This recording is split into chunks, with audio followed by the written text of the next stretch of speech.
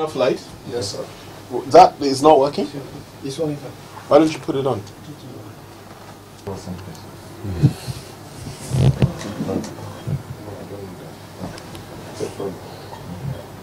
Well, thank you very much for Thank you very much. Osama bin Laden, it's been announced, it's all over the news that Osama bin Laden has finally been killed. And his death raises legal, moral questions, don't you think so? Well, I don't think there can be much of a legal or moral question about this particular assassination. I, for one, commend and congratulate the American government, the President, the American Armed Forces, and the intelligence agencies of the United States of America for doing what I would describe as an excellent job in bringing this man to justice. This is a man that's killed thousands of people all over the world, including Nigerians, in America, in Africa itself, in Europe, and indeed all over the world. And I think the world is a far better place without a man like Osama bin Laden. So there really, I don't think, can be any issues raised about the legality or the morality of this. There's a state of war that exists between Osama bin Laden and the American government, and indeed the international community. He himself waged war against the rest of the world. And in that scenario, in that situation, it's perfectly legitimate and lawful to target him simply because he is an armed combatant and he sits atop of an evil empire, an evil organization whose purpose and mind is to Islamize the whole world, introduce a form of Islam that is archaic and does not exist in this world anymore, and to ensure that people are forced to subscribe to that way of life. So there's a state of war. He's a killer, he's a murderer, and he's somebody that needed to be taken out, and he was taken out within the confines of international law. In terms of morality, again, if a man has set his mind and his heart to butcher and kill hundreds of thousands of people, and he has told the world that this is what he lives to do, this is what he enjoys doing, and this is his single purpose in life, then certainly it's an obligation that is incumbent upon virtually everybody that is civilized to send him to hell where he belongs. And I'm very happy to say that I'm sure that as we speak now, Osama bin Laden is happily roasting in hell, and I'm very happy about that. Well, I asked about the legal and moral question, because just a few days ago we had the strike in Libya which killed Muammar Gaddafi's son and his grandchildren, and there are issues of legality and morality being raised there. What's the difference between these two scenarios? It's a very good question.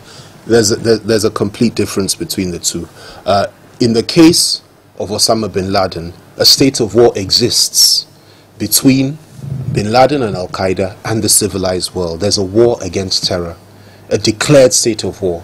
Now, once that is the case, a new set of rules apply to the situation. That is, it becomes legitimate for the combatants to target each other, including each other's heads of state and heads of government, and including each other's combatants, because there's a state of war.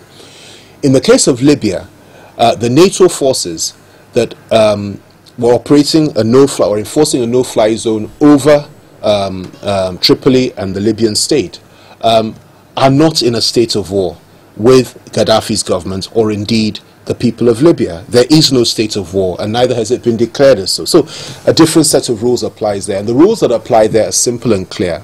There's a no-fly zone mandate which has been given to NATO by the United Nations, and all that says is that a no-fly zone can be enforced, and that command and control centers of the Libyan government and Gaddafi's forces can be taken out in order to protect the civilian population of Libya.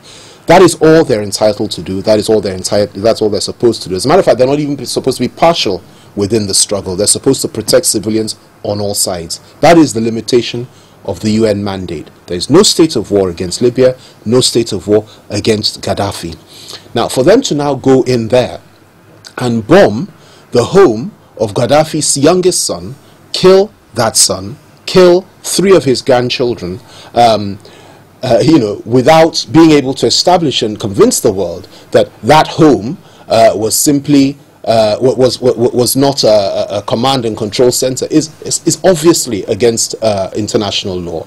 Not only that, it's against the local laws of every single NATO nation. which says that you cannot go into another country, target the head of state of that country unless there's a state of war, or target anybody unless there's a state of war. Quite apart from that, international law is very clear, including the law of armed conflict, that you cannot target innocent civilians, women and children, okay, in any situation at all. And the minute you do that, the minute you effect that, you that does it becomes a candidate for the International Court for Criminal Justice at The Hague for crimes against humanity. And as far as I'm concerned, what happened to Gaddafi's children and grandchildren, their murder and their unlawful killing, makes those that actually committed that, you know, veritable candidates for the ICC. It was wrong, it was inexcusable, it was inhuman, and it's something that I don't think any body would seek to defend or to applaud. If we want to get Gaddafi, and I believe that we need to get Gaddafi for what he has done to so many other people's children, you must do it within the confines of law. Well, we see a trend unfolding here because a similar situation unfolded in Côte d'Ivoire. I'm saying that there's a trend unfolding here. We've seen a similar situation in Côte d'Ivoire when the French forces went in to get Gbagbo, and now we see it repeating itself in Libya. Well, again, the situation there is very different to Libya. In my own view, and this is my estimation of the situation, there was absolutely no UN mandate for French forces to operate on the ground in La Côte d'Ivoire. Certainly, they did not have a mandate to enter the presidential palace, assist Ouattara's troops to go in there and capture the head of state, and capture his wife, capture his family, treat them like common criminals, humiliate them and shame them before the world, and treat them with a very, very small amount of dignity, if any dignity at all. They certainly didn't have the mandate to go there and shoot in the face one of his ministers, kill his chief of staff, and kill many other government officials right there in his presence. This is unlawful behavior. It's reprehensible behavior. And it's something that I think every African government and every African person should frown on, because it sets a very dangerous precedent. Whatever the challenges were and are in La Côte d'Ivoire, let it be fought out between the two factions, that is Ouattara and Gbagbo. It seems to be over now, but is it really over? Who controls the Ivory Coast? Is it the French, or is it Ouattara himself? Is he a French puppet, or is he a legitimately elected president? Was he ever really elected? Why are the South Africans and so many African countries and so many Western countries and so many non-African countries against the position that France took? Are you aware of the fact that Nicolas Sarkozy, the president of France, was also the presiding magistrate at the marriage ceremony of Al-Hassan Ouattara and his white French wife many, many years ago, and that they're personal friends? Are you aware of the fact that at the end of the day, when the election was conducted in La Côte d'Ivoire, the Constitutional Court, which is the body that is lawfully charged to announce who the authentic winner of that presidential election was, said that Ouattara was not the winner, and said that actually Gbagbo won the election? Are you aware of the fact that the one person that said that Ouattara won was his kinsman and his friend, and he made that announcement? He was second in charge of their own form of INEC. He ran to Ouattara's hotel, announced it from there, and the man has not been seen since. You know, these are issues and these are questions that we need to ask ourselves. And what I'm saying is that it seems to me that we're entering a new phase in today's world whereby the powerful nations of the world are in a position to do basically anything that they like without anybody questioning it, providing you can get Al Jazeera, you can get CNN, you can get the BBC, and you can get a whole load of other local media stations to churn out plenty of disinformation to the rest of the world in order to justify whatever it is that you want to do. And this cannot be right. This is not right. This is wrong. And I believe that we need to understand what is really going on and to be more sensitive to the intricacies of the new world order that is quietly and silently emerging. Does that new world order say that the end justifies the means? That you can never, if you're talking about a civilized world where laws apply equally to large and small nations, big and small people, you cannot say the end justifies the means, because the logical extreme of that particular principle is this. If you extend it to the logical extreme, it means that anybody that has a very, very big gun, you know, has the right to come along and put it against the head of somebody that has no gun at all and blow his brains out simply because they don't agree on whatever the issues might be. The end, you know, has justified the means as far as the guy with the big gun and all the money and all the power has. But for the little man or the little nation that doesn't have guns, that doesn't have money, that doesn't have oil, it would be a very, very miserable world that we'll be living in. It cannot be so. No, there are rules and regulations that apply to the international community, to international law, to even local laws that should be adhered to, even when you're going after tyrants. Now, what that means is this. If you want to try Gbagbo for committing crimes against his own people, or Gaddafi, or anybody else, let it be done within the confines of international law. You don't go there and humiliate him. You treat him with dignity. You don't go there and kill his family members. You don't go there and butcher his ministers in the presence, you know, of unrestrained and indisciplined soldiers and in front of, you know, television cameras. You don't use French troops to support you in doing that. And you don't target the children of tyrants and his grandchildren, kill them and then express joy afterwards, and then lie to the world that this was nothing but collateral damage and the private home of these children was a command and control center. We must understand that the law should be applied equally and in a decent manner to everybody in this world, whether you're black or white, whether you're Christian or Muslim, whoever you are. The law must be applied to you fairly and decently and in a rational, reasonable way.